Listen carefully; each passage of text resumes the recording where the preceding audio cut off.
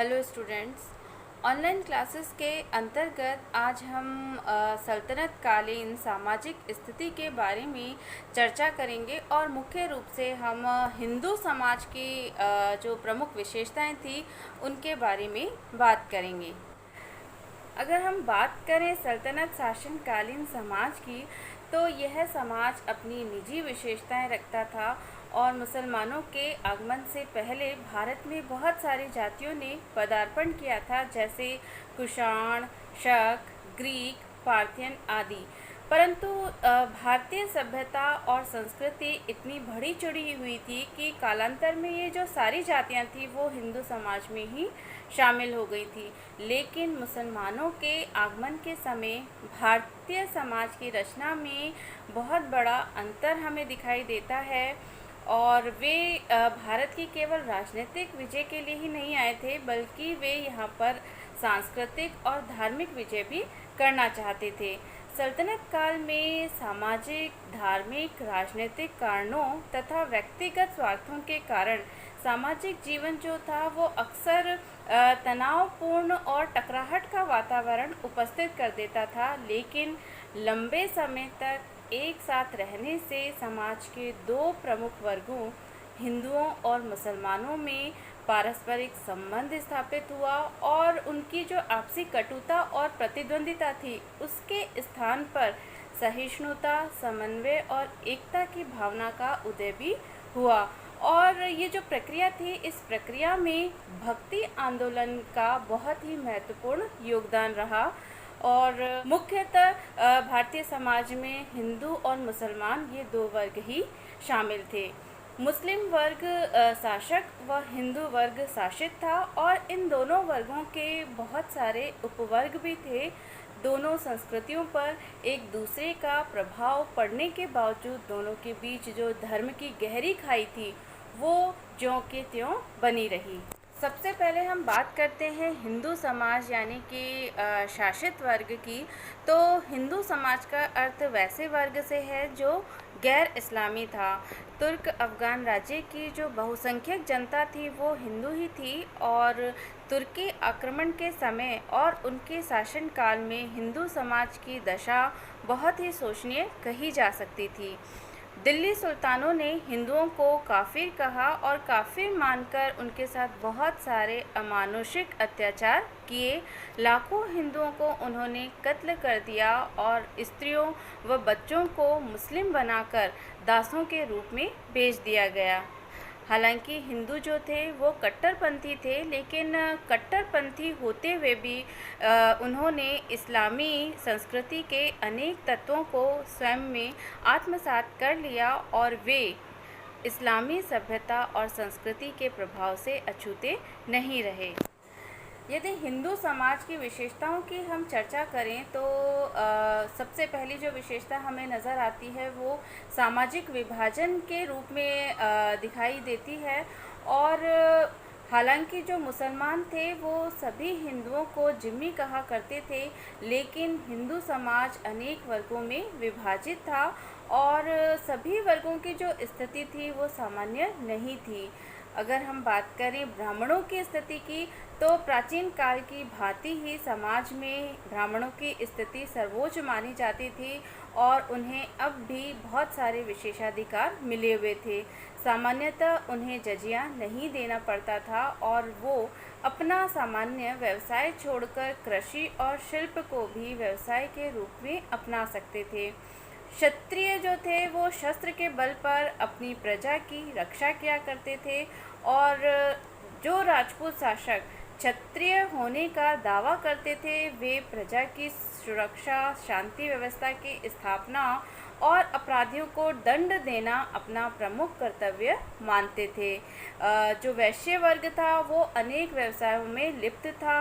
आर्थिक स्थिति सुदृढ़ होने के कारण समाज में उनका सम्मानजनक स्थान था, लेकिन शूद्र, वर्ण संकर और अछूतों की जो स्थिति थी वो अत्यंत ही दयनीय और हास्यास्पद थी और इस पर उनके जो सामाजिक और धार्मिक प्रतिबंध थे वो भी बहुत ही कठोर थे।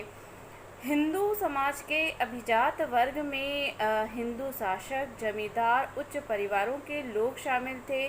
सल्तनत काल में इस वर्ग की बहुत सारी श्रेणियां हो गई और स्वतंत्र शासक राजा, रावल, रावत, जमींदार आदि थे। शिल्पकार हिंदुओं का अन्य वर्ग था और यह श्रेष्ठ वास्तुविज्ञ, धातु व्यवसायी एवं बढ़ई था। हिंदू व्यापारी, साहूकार, थोक व्यापारी और भ्रमणशील व्यापारी बंजारा के रूप में हिंदू समाज का वर्ग था। दलाली करने वाले हिंदू वर्ग का भी इसी काल में उदय हुआ और हिंदू जो समाज था वो ग्रामीण कृषि व्यवस्था पर निर्भर था। हिंदू समाज की जो एक अन्य प्रमुख विशेषता थी वो इसकी जाति प्रथा थी और जो प्राचीन कालीन वर्ण व्यवस्था थी वो अब तक एक जटिल जाति प्रथा का स्वरूप धारण कर चुकी थी। मध्यकालीन भारतीय शासकों और धर्मकारों ने इस व्यवस्था को स्थायी और जटिल बनाने में अपना महत्वपूर्ण योगदान दिया और मिथिला, बंगाल और दक्षिण में हिंदू विधान और नीतियों पर बहुत सारे ग्रंथों की रचना हुई और सामाजिक व्यवस्था को इनके द्वारा सुदृढ़ बनाने का प्रयास किया गया। वंश और जाति के अनुसार व्यवसाय, रीति रिवाज, खान पान, धार्मिक विश्वास, आचरण, सामाजिक नियम, संस्कार आदि निश्चित किए गए और सामान्य अवस्था में इन्हें तोड़ने का अधिकार किसी को भी नहीं दिया गया था। केवल विशिष्ट परिस्थितियों में ही व्यक्ति अपने व्यवसाय को बदल सकता था। जो जातियां थी वो अनेक उपजातियों में विभक्त थी। अनेक वर्ण संकर और अस्पृश्य जातियों का भी उदय इस काल में हुआ। विभिन्न जातियों और उपजातियों में विभेद और वैमनस्य की गहरी खाई हमें दिखाई देती है इस काल में। जाति व्यवस्था के बंधन बहुत कठोर थे और अनेक विभिन्न वर्ग वालों ने, जिनकी हिंदू समाज में दयनीय स्थिति थी, उन्होंने इसी वजह से स्वेच्छा से इस्लाम धर्म ग्रहण कर लिया और हिंदू समाज में ऐसे जो धर्म परिवर्तित लोग थे उन्हें पुनः वापस लेने की कोई व्यवस्था नहीं की। यदि स्त्रियों की स्थिति की बात की जाए तो मध्यकालीन भारत में हिंदू स्त्रियों की अवस्था पहले जैसी नहीं रह गई और उनकी स्थिति में गिरावट के हमें स्पष्ट चिन्ह दिखाई देते हैं। उन पर अनेक प्रकार की पाबंदियां लाद दी गई, लेकिन फिर भी मुसलमान स्त्रियों की अपेक्षा हिंदू स्त्रियों का जो जीवन था वो सम्मानित कहा जा सकता है। सामाजिक और धार्मिक उत्सवों और संस्कारों में पुरुषों के साथ उनकी उपस्थिति बहुत ही आवश्यक थी। उच्च वर्ग की स्त्रियां शिक्षा, नृत्य, संगीत और कला कौशल में अत्यंत प्रवीण हुआ करती थी। भारती और अवंती सुंदरी जैसी स्त्रियां इसी युग में हुई। साथ ही हमें देवल रानी, रूपवती और पद्मावती जैसी विदुषी महिलाओं के नाम भी इस काल में मिलते हैं, लेकिन स्त्रियों की जो सामान्य स्थिति थी वो अच्छी नहीं थी। कुछ वर्गों में बहुविवाह की प्रथा ने पारिवारिक जीवन को बहुत ही अशांत और कलहपूर्ण बना दिया था। बाल विवाह, सती प्रथा और पर्दा प्रथा ने स्त्रियों का जीवन कष्टपूर्ण कर दिया था और विधवाओं की स्थिति की अगर हम बात करें तो बहुत ही दयनीय कही जा सकती है। विधवा विवाह उस समय निषेध था। विधवाओं को संपत्ति का भी पर्याप्त अधिकार उस समय नहीं मिला हुआ था। विवाह विच्छेद या तलाक की संभावना ही नहीं थी और जो राजपूत स्त्रियां थीं वो जौहर व्रत का भी पालन करती थी। ऐसे बहुत सारे उदाहरण हमें मिलते हैं और अनेक असहाय स्त्रियों को गणिका का जीवन भी अपनाना पड़ता था। तत्कालीन हिंदू समाज में हमें दास प्रथा भी नज़र आती है और हिंदू दासों को क्रय कर अपने गृह कार्य और व्यवसायों में लगाया करते थे और हिंदू दासों के साथ वो प्राय सम्मानजनक और सौहार्दपूर्ण व्यवहार किया करते थे। उनकी सुख सुविधा का ध्यान रखा जाता था, हालांकि उन पर बहुत तरह के प्रतिबंध भी थे और दासों को स्वतंत्रता या मुक्ति भी दी जाती थी। सामाजिक जीवन की अगर हम बात करें तो हिंदुओं का जो सामाजिक और पारिवारिक जीवन था वो सौम्य, शांत और सद्भावना पर आधारित था। पारिवारिक जीवन मुसलमान राजघरानों की तरह विलासपूर्ण, तनावपूर्ण और कुचक्री नहीं था। और अधिकांश जो हिंदू परिवार हुआ करते थे वो संयुक्त ही हुआ करते थे। उनका जो भोजन हुआ करता था वो निरामिष होता था। हालांकि जो उच्च वर्ग वाले और निम्न वर्ग वाले हिंदू थे वो सामिष भोजन भी करते थे, और कहीं कहीं ब्राह्मणों के द्वारा भी मांस खाने का उदाहरण हमें मिलता है। हिंदुओं का वस्त्र और आवास भी वर्ण और आर्थिक स्थिति के अनुसार ही निर्धारित हुआ करता था। जो धनी व्यक्ति थे वो भव्य मकानों में रहा करते थे और महंगे वस्त्र पहनते थे। हिंदू पुरुष धोती, कुर्ता और पगड़ी पहना करते थे और स्त्रियां साड़ी पहना करती थी।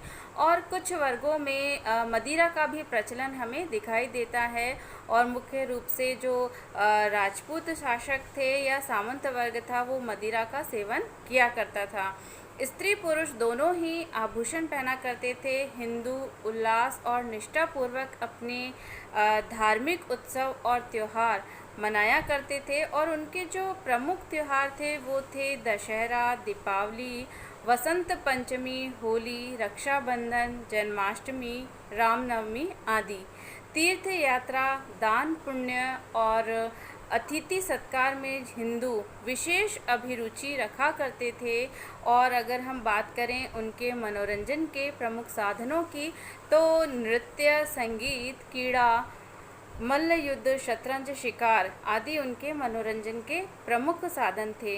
हिंदू समाज में अंधविश्वास भी उस समय हमें दिखाई देता है, और वे जादू मंत्र, टोना टोटका, गंडा ताबीज़, भूत प्रेत, ओझा और ज्योतिषियों आदि में विश्वास रखा करते थे।